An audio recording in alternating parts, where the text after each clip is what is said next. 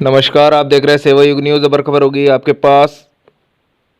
सपा विधायक उमर अली खान ने कहा कि आज वन गुज्जरों को जीवन यापन के लिए काफ़ी समस्याओं का सामना करना पड़ रहा है। उन्होंने बताया कि आज वन गुज्जर आदि मानवों की तरह जीवन जीने पर मजबूर हो गए, परंतु आज तक इनके बारे में किसी ने कुछ नहीं सोचा। वन गुज्जरों की विभिन्न समस्याओं को लेकर विधानसभा में भी उनकी समस्याओं को बताकर समाधान करने की मांग की जा चुकी है। उन्होंने बताया कि आज वन गुज्जरों की विभिन्न समस्याओं को प्रतिभागीय वन अधिकारी शिवालिक वन प्रभाग को अवगत कराया गया कि उनकी समस्याओं को समाधान कर मांग की जा रही है। सब गुलाम नीब ने बताया कि कहा, हमारी सरकार से मांग है कि सरकार हमारे व हमारे परिवार के रहने के लिए जगह बनाए।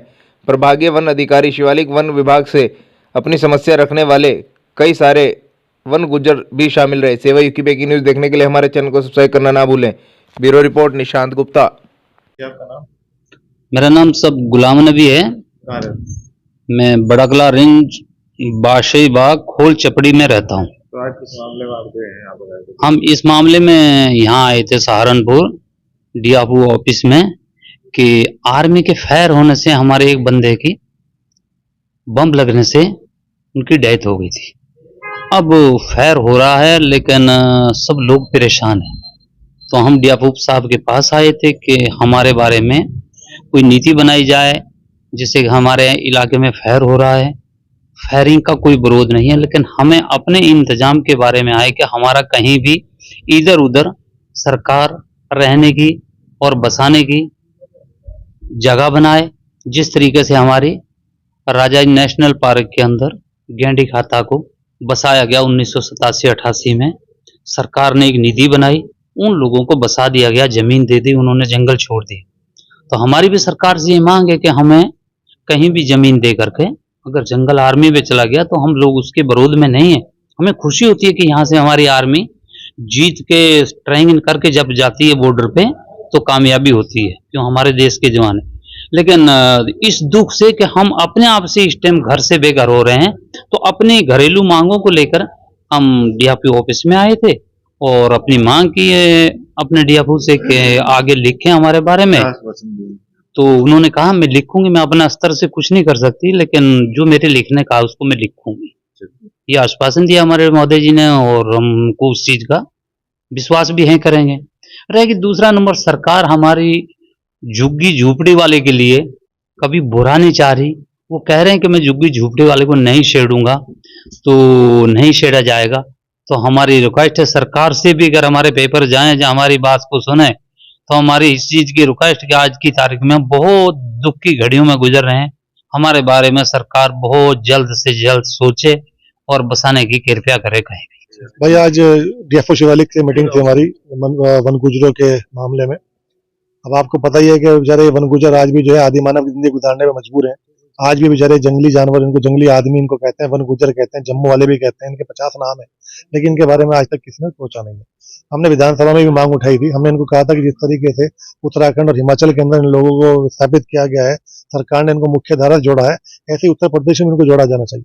और पहले उत्तराखंड के अंदर तो उत्तर प्रदेश में था उस टाइम जब इनको विस्थापित किया गया, ऐसे ही इन लोगों को भी करें, सहारनपुर वालों को भी करें। अब बिजनौर के अंदर भी किया जा रहा है, तो जैसे वहां पे हो रहा है उसी स्तर के ऊपर हमें भी हो। हमारे यहाँ पे तकरीबन 1800 परिवार वहां रहते हैं, जंगल के अंदर रहते हैं।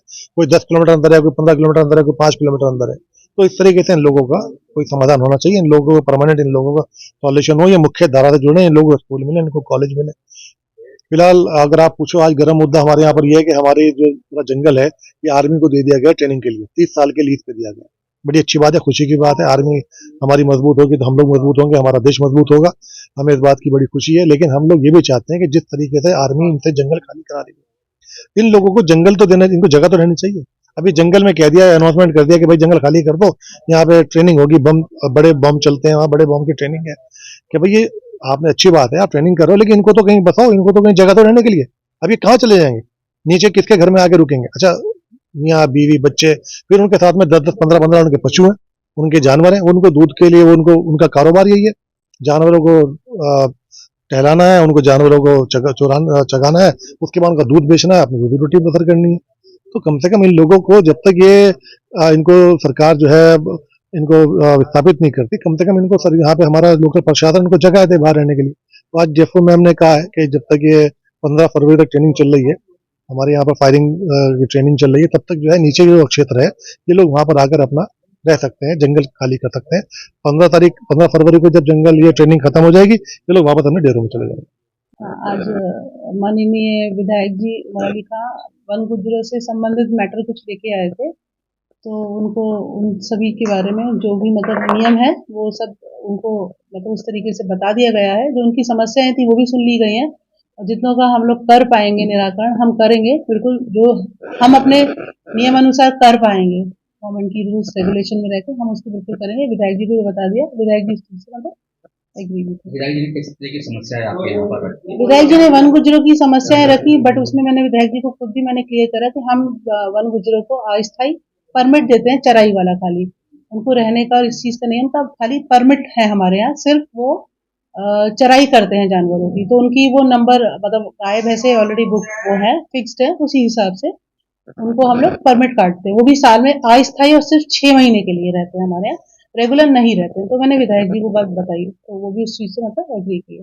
बेसिकली वही बिजली और जल की मेरी समस्या थी, तो हमने उनको बता दिया कि कुछ चीजों में हम नहीं कर पाएंगे क्योंकि कुछ चीज ऐसी होती हैं जो गाइडलाइंस हैं उनको फॉलो करना ही होता है। जैसे बिजली वाला मैटर था, तो जहाँ से केबल की लाइन जानी है बिजली की, तो बता दिया बिल्कुल उसमें हम जो भी हम अपने स्तर से कर पाएंगे हम उसको शीघ्र करवाते उसको कर देंगे।